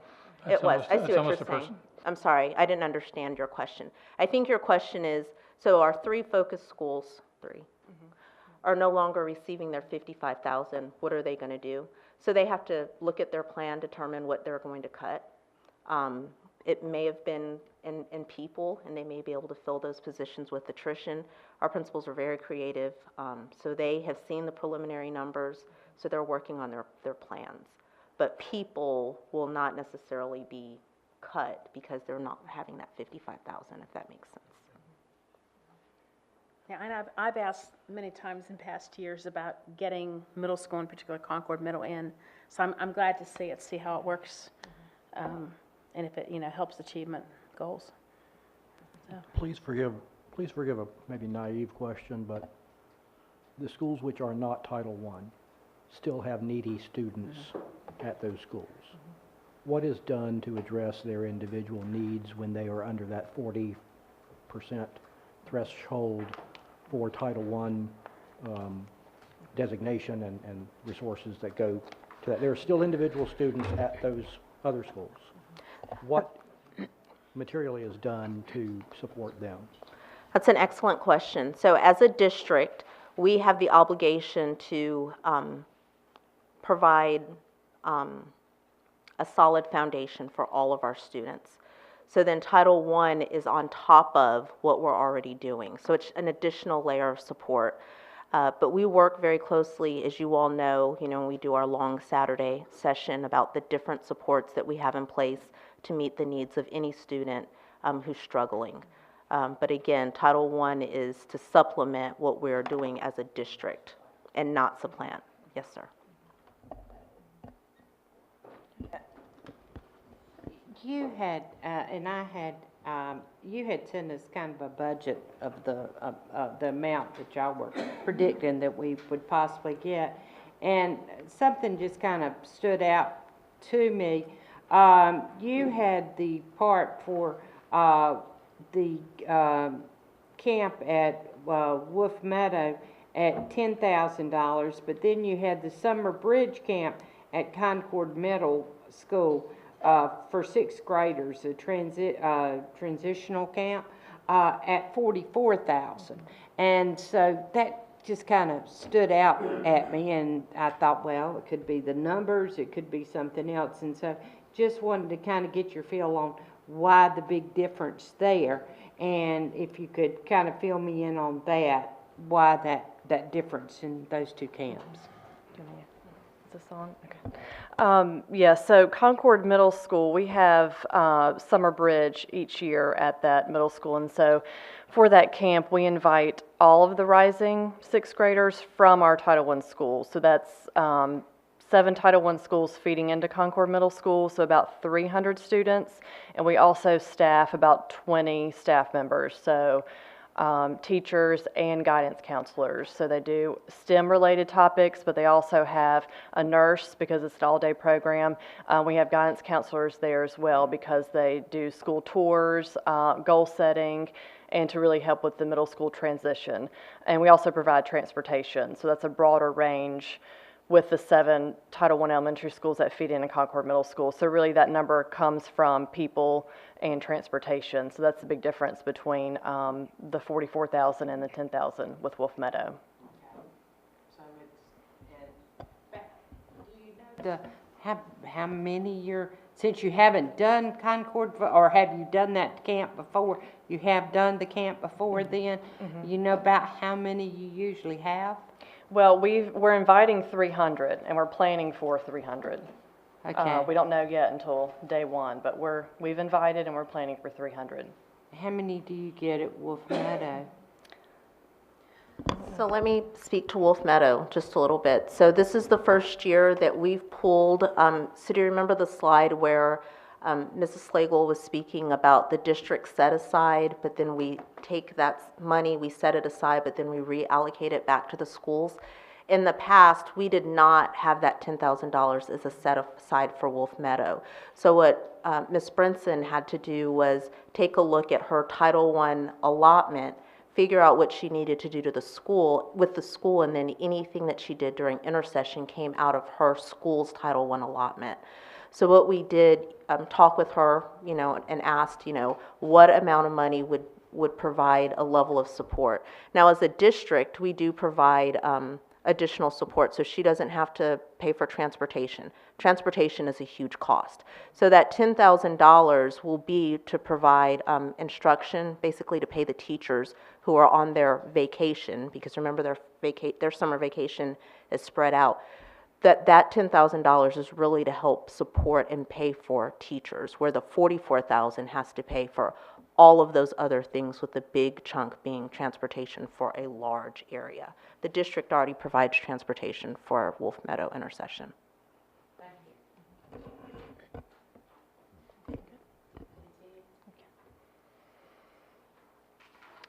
Okay, so we're going to go into developing the Title I plan after schools receive their planning allotment. In the summertime, they are required to meet with our school improvement team and develop their Title I plan, and that is all based on the 10 school-wide components which are required. So the first 5 are listed here. And then on the next slide, the next 5 are listed here. So again, this is all developed with their school improvement team, with parent reps there as well. And their Title I plan has to align with these 10 school-wide components. So they're doing a school improvement plan and a Title I plan? So there's 2 different things they're doing, the same group is doing? So when they develop their Title I plan, it is essentially their school improvement plan as well. So they do really go hand in hand. Title I is an addition above your normal, right? Yes, so with the school improvement, the first bullet is comprehensive needs assessment, so that is a Title I requirement, not essentially a school improvement requirement, but it is a Title I requirement. So yes, above the school improvement requirement. They ensure that all of these 10 components are a part of their school improvement plan.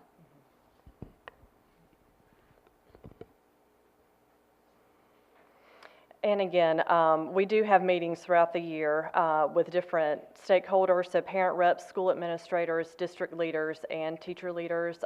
We have a parent advisory council meeting. We have our school improvement team annual review meeting and our program and budget review meeting, and those all include different reps from the groups that are listed here to help develop the Title I plan and give recommendations and feedback. Can you explain how the Title I funding might go toward training parents to be involved, or how it can support the parents' activity with their child? Yeah, so each school, they are required to have set aside for parent engagement, so that money does go towards parent engagement sessions throughout the year. So every school, every Title I school will have a curriculum night and also a Title I annual review where they present Title I information to parents. And then with their school improvement team, they develop parent engagement sessions throughout the year, so it may support math or literacy. One example that's kind of outside the box is Weddington Hills does a language school for their parents, so learning a different language. So yeah, they are responsible for having parent sessions throughout the year to help support learning at home. So there was a line item on the district level for parent involvement. So you're saying there's a line item as well on the school level, so there's 2 line items? So no, when we have our initial Title I planning allotment, we first set aside the parent engagement, and then it goes back to the schools. So after schools develop their Title I plan, this is just a bulleted list of typical use of funds. So a lot goes to people, professional development, and materials and supplies before and after school tutoring. And monitoring the effectiveness of funds is really through the school improvement process as well throughout the year. They are responsible for aligning their purchases to their school improvement goal and evaluating their Title I program during the annual review at the end of the year. So in summary, the primary goal is to increase student achievement with special attention to our students and families most vulnerable and not meeting standards of proficiency.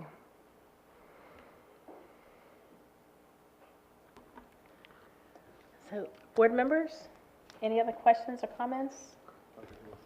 Oh. I sorry. apologize. I want to go back to Ms. Carpenter's question about Wolf Meadow and the summer camp for Concord Middle School. I gave you incorrect information. I do apologize. We do not provide transportation for Wolf Meadow Elementary intercession. We do provide transportation for the Concord Middle School Summer Bridge program. Okay, so we're not providing. We are not providing. But in the past, Wolf Meadow had to use their own school funds to provide that camp. And now we have set that money aside and will provide it to them. So Ms. Brinson will not have to take money away from money that she would spend to reduce class size or supplies, materials, whatever her team decides to use that funding for. Intercession does not have to be part of the mix as it has been in the past. Do you know how many students they are getting at that camp, though? Especially since now they're having to provide their own transportation. They have a good number of students. The other thing that we do provide during that intercession time is the Read to Achieve camp for third grade students. So they have several students that do attend during that time for the Read to Achieve. Yeah, and I'll just say that the other thing that makes that difficult is as was said earlier, remember that the intercession is their summer break. So all kids are not going to come to school during their, quote, summer break. So it's if they went all year round and you provided transportation all year round, then they'd have no summer break. So some kids may come to one intercession and not the other. And so it's a difficult thing to predict and very expensive. So like Ms. Slagle said, the transportation is always expensive. So if you do that for a few days, 3 or 4 days in the summer, even that is very expensive. If you do that if you provided it all summer, then it would be hundreds of thousands of dollars for transportation. And unfortunately, transportation is almost always the barrier. So that's what it all boils back down to. So it's not that you wouldn't want to do that, it's just that we would locally have to supplement that tremendously. So what you're trying to figure out with Ms. Brinson is what can we help them out with? Some you can and some you can't. And so again, it gets down to it's always going to be voluntary to come to intercession. You can't make them all come, even though some of them want to come. So it's always a balance of summer vacation, voluntary or not, if that makes any sense. Whereas most people going to middle school are kind of excited about that transition and are willing to give up 2 or 3 days, 3 or 4 days, which is very different than, in essence, all summer spread across a year. Now, this will come back to us next year then? Or is it every year it comes back to us? Because we have a possibility then that we'll have at least 2 that will drop off next year. Is that correct, possibly? These 2 that were low? And it depends. So every year, districts can determine based on the needs of their district at what poverty band they're going to drop to. So it all depends on the scenario, and lots of different factors go into making that determination. So depending on our number of schools, depending on how students are falling in terms of their free and reduced lunch rate, we may put it at 50%, may remain at 45, may dip down to 40. It just depends. But the plan does change from year to year. Like she said, lots of variables. So from how many is the state, so we could have more students and less money, that varies. And even what the federal government does. You may not remember because we were in tune to it, but as the president came on the last time, there was lots of talk, and I think maybe we even submitted to make Title I funding all be voucher money, and that there would be no Title I money. So everybody's running around panic. That turned out to be somewhat true and also not necessarily go through, but for a couple months there, we thought there's not going to be any Title I money, which obviously would change it. So all that were required on the federal government, and then, as they said, a state allocation. So it gets fairly complicated depending on if, for example, the federal government cut all Title I by 10%, then we're going to have a cut from that depending on how the state allocates it. And that's always possible depending on politics and money, et cetera. How many, now, I don't know, this may be really how many teachers are we using with this money? Can you tell me that? How many, huh? We can send it to you. We can tell you, we just don't have it tonight. I'm just curious. I know that was not, because when you said, oh, we might lose that, that just dawned on me, because you said that you were using teachers and everything. I just wondered how many teachers that would affect. If we ever lost that money, how many teachers would we be looking at? And I think it's not possibly? just teachers, it's different positions, right? Yes. Yeah. Yeah, and like there's some community-type engagement folks in the Yes. Title I money. But I'm just curious, when he said that, if we ever lost that, Yeah. what would we be looking at if we lost that? But I'm just curious if they would say, hey, you're not having that next year, or what would we be looking at? I'd be just curious to know that. Thank you very much. I had two quick ones, hopefully. You said an annual evaluation. Is that a compliance evaluation, or is that a compliance assessment, or is that how is the funds that we're using, is it working or is it not? That's a required meeting that we have every year with our Title I principals, and basically, it is getting together and analyzing the 10 school-wide components, you know, positives, questions, deltas. How can we improve our funding for the next year? So it's just evaluation of the program they've implemented this year to help better for next year. So is there a compliance portion of that too, or is that something different? I mean, we have to, it's required. So, yeah, I mean, it's definitely required. So how are we evaluating how effective this money is? So again, if we go back to the very first slide, that what said when we had our federal audit, there were no findings. So what that means is for the $4.6 million that we get every year, we are doing to the letter So of that's the a compliance, law. that's a compliance thing, and we're doing well. Everything that we're But that's not an supposed to assessment on do. how well the program is working, or is that? It is. It is, okay. It is a very lengthy process, which includes interviews of staff. They do school visits, they pull our financial records, they pull personnel files, they pull individual student records. It is a very thorough audit. That's as high as a compliment you're going to get from an auditor. That's correct. I mean, No it's- findings. It's as good Wonderful. as it gets. And the second question had to do with parent involvement. Is it just the parent council, the representation on the school improvement team, or are we doing more than that? I mean, isn't there an annual parent meeting requirement, or is that? Yes, so every school is required to do an annual parent meeting where they share their school data. They talk about goals for the school, basically a review of their school improvement plan, which is also their Title I plan from the previous year. Did they meet their goals? Did they not? There's what we call a compact, which, you know, what the family agrees to do, what the staff agrees to do, what the students agree to do. They have multiple family nights. Several of our schools load up buses during the summer and go visit schools community, taking books, reading with students. So there are, our schools are very creative in how they involve parents in their child's education. And they're measuring that as well, or is it? That's a part of, it's one of those 10 components, yes. Could we ask Ms. Colbert, since you're at Wolf Meadow, just examples of how you might do community engagement there? So at Wolf Meadow, we're actually really lucky. We use our Title I funds. We have a community engagement facilitator. And so she really gets us connections with the Rotary Club. She organizes parent nights, the shoes drives, clothing drives, takes kids to the clothing closet, just all different. She has all pro dads where the dads come in, and if a kid doesn't have a dad, we have community volunteers that come in and have breakfast with the kids. So we're really lucky to have a high level of parent engagement. And I think one of our most successful parent engagement nights is our math night that we do every night.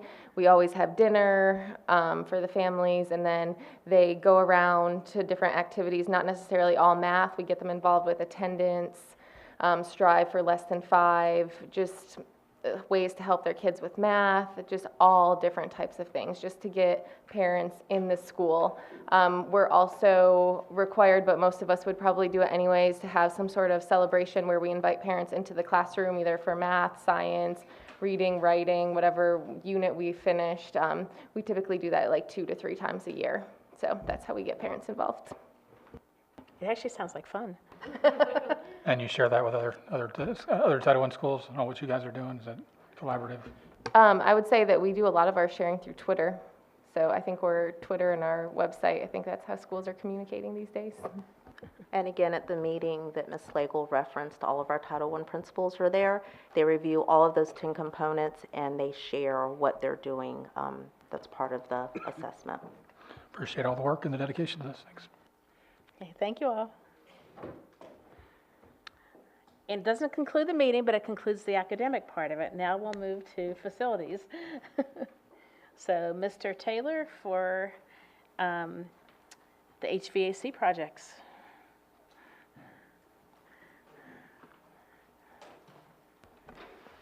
Good evening, board members. Good evening. So I get to talk to you about the most important subject tonight. HVAC projects for Mount Pleasant High School and J.N. Freeze Middle School. If I can, I'll just give you a brief overview of where we're at, catch you up. Phase 1 is complete, so we're getting nice cool air in the schools at both of them, Mount Pleasant and J.N. Freeze. During the completion of Phase 1, we were able to cut into the piping, and I just want to bring to your attention that Phase 5 and 6 will no longer be necessary. What we discovered is through the chemical treating of the water over the years, the piping is actually like new. I mean, we couldn't have had a better result. So those two phases at this point will not be necessary. That's a savings of what? Substantial considering the bids I'm about to discuss with you. So since we haven't bid those, it's hard to give you an actual number. Okay. We bid out Phase 2 just a few weeks ago, and the first round of bids came in for J.N. Freeze for $4,310,222. Okay. Mount Pleasant High School came in at $3,389,770. That was the first round of bids. Much like the first phase, it was just unacceptable to us. So once again, we had to battle through this. We were able to find a contractor who was willing to work with other subs, and we put together a package through an approved purchasing vehicle that dropped the price to J.N. Freeze at $2,340,000 and Mount Pleasant High School to $2,550,000. So we really cut it in half. At this time, I would like to ask your approval to move forward with Phase 2 and Phase 3 at Mount Pleasant High School and Phase 2 at J.N. Freeze Middle School. And Ms. Klutz, what is our budget? Enough for these bids? Yes, he's currently within the budget that was allocated to us, yes. Okay. I figured it wouldn't make it this far if it wasn't, but just gotta ask. Just in case. All right, any questions? And we've worked with these companies before. Yes, sir, every one of them. I would like to point out that on the J.N. Freeze Middle School, Schneider Electric has really stepped up and taken the lead on putting these packages together. Their bid actually came in at $2,390,000. They voluntarily dropped it $50,000 to meet our budget requirements. This is huge. Is Snyder local or regional? Regional, sir. Yeah, Snyder actually does a lot of work at the university and all around the area. Their excellent company. Primary focus is HVAC systems and controls. Any other board questions, comments? We spoke during pre-meeting at an IA dinner, and we were talking about your architecture for your controls architecture and how Schneider is supporting the controls direction that you're headed, trying to centralize and create a more standardized view into your controls at all the schools? Yes, sir. Both of these phases at both schools brings us one step closer to a common dashboard for all the schools and all building automation and tying that together, which is a very important part of troubleshooting. It allows our technicians to actually troubleshoot from home by a computer instead of having to make that trip to the school. A lot of things can actually be handled before the technician ever leaves their home. And this is for HVAC, but also like fire systems as well, and? Because of the upgrades that are required at Mount Pleasant High School, their fire panel does not accommodate every sensor that we're going to have to add to bring it to current code. And because of that, we're going to end up putting in a new fire panel, which just makes the school a better place, safer place. And is that a part of this scope, the new Yes, sir. panel? Because I noticed you have a whole bunch of smoke remover, louvers and Right. dampers. Yep. Yes, sir. And I'm glad to see this moving forward. Yes, ma'am.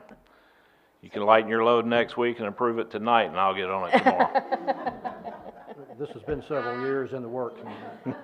This has been several years in the works, hasn't it? Yes, sir. Over several budget cycles. Actually, for the entire 5 that I've been here. A life of its own. Is there any issue, Ms. Klutz, with us amending the agenda to vote for it tonight? I make a motion, we amend the agenda. To add this item for approval? Add it. All in favor of amending the agenda? Aye. Aye. Any opposed? No, we got, it's not an emergency to do that. Can wait a week. Well, with respect, sir, consideration for lead time, the sooner I can get this equipment on order, the sooner I can get these schools upgraded. And this summer is key to us as far as having time to get the equipment installed. So this is Otherwise, done- we're going to this is- push into the This next is done year. when students are out of the building? The majority of it will be, yes, sir. Very invasive. So Ms. Klutz, when do we have to have this money spent? So we've been working with the county on this. This project has taken longer than we anticipated because of the bid climate. So the county knows that it's going to extend into next year. So, but the sooner the better, of course. But probably, I would say probably drop dead is next June 30th is probably. To spend? Yeah, to spend, not this June 30th, next June 30th. But by the time we get this project started, and if we have to wait till next spring to get it started, certainly it wouldn't be finished by then. And we still have many other portions to complete that next summer would be optimal for. So you're anticipating this entire project to be completed by start of school in August? This phase. This phase, yes. Yes, sir. Phase 2 and 3 for Mount Pleasant. Yes, sir. So phase 2 and 3 for Mount Pleasant and phase 2 for Jay and Freeze, you could get completed before we start school in August. Yes, sir. We're holding the contractors to that. Okay, so we have an approved motion to amend the agenda. I'll now call for a motion to approve Phase 2 and Phase 3 of HVAC projects for Mount Pleasant High School and Phase 2 for J. and Freeze Middle School. And I'll second that. Okay, Mr. Harrison made the motion, Mr. Shoemaker made the second. Any further discussion? All in favor, say aye. Aye. Any opposed? Okay, so motion passes 7-0. So, Mr. Taylor, go order your equipment. Thank you very much.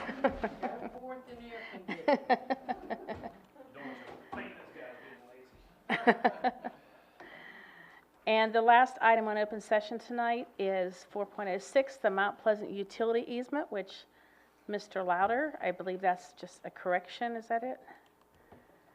To some drawings?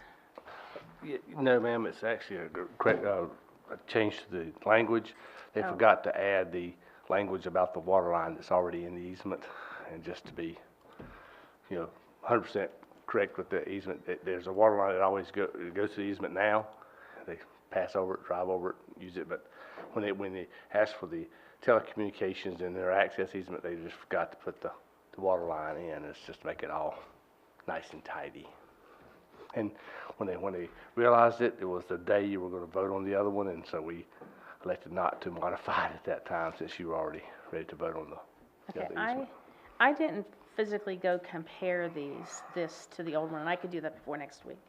But what changed in this easement for access? Because we don't have a red line copy. If you go down to paragraph 7, Okay.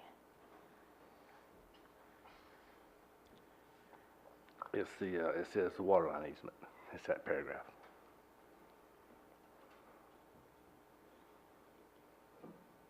So that was the only difference, is adding that Yes, ma'am. water line part? Okay. Any other questions? Okay, so we will vote on this next week. Right. Thank you. Yes, ma'am. Madam Chairman.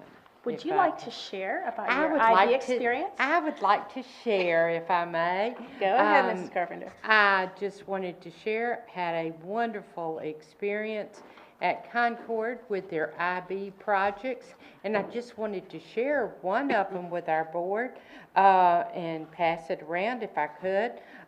It was a wonderful experience. There was some great projects, and I got to go from booth to booth, but one of them I wanted to share was Anna it looks like Tarleton. She made an English learning booklet, and it was fantastic. And she gave it to all the kindergarten students at Weddington Hills. And she was a Spanish student, she was an IB student, but she took it and took Spanish and turned it into English, or English into Spanish. But I'm going to show you, it was the greatest thing. I'm going to take it with me when I go to Spain. But it was just wonderful. But all the students did an outstanding job. And I was so impressed. A lot of them, there was one young lady, she raised money to buy clothing to give, and she was going to take it back to an orphanage and give the clothing to the orphans. And all of them raised money, and they did a lot of volunteering work, and it was just a wonderful experience. It's also one of my favorite events of the year. That was very impressive. So proud of our students and the work they put in. And then they had one where the students had did a lot of, the older students, I think it was the 12th graders, 11th or 12th graders, did a lot of things on the environment.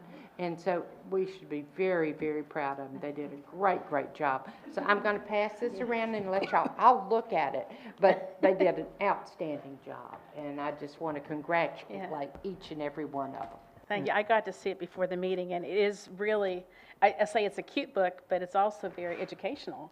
Anybody could use it. Just put it in publishing, but put it in our schools, so thank you. Okay. And Madam Chair, I sent everyone an email about the presentations at the North Carolina School Board Association policy. It's not nearly as,